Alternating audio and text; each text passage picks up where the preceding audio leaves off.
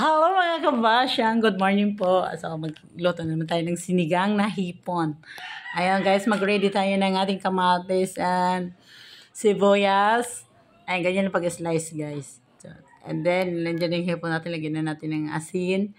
And then, lagyan natin ng konting paminta. And then, ilagay na natin ang ating sangkap. Naglagay pala ako ng konting luya guys para walang langsa. And then, lagyan natin ng konting magic syrup.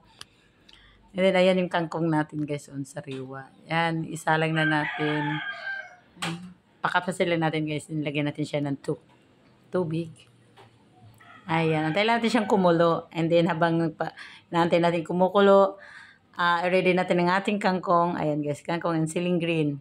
Ayan, kumulo na siya guys. Tanggalin na natin yung parang bula-bula sa taas. And then, ilagay natin ang ating labanos. Ayan. Ayan guys, saglit lang yan. Hindi na ako naglagay ng sitaw at okra guys dahil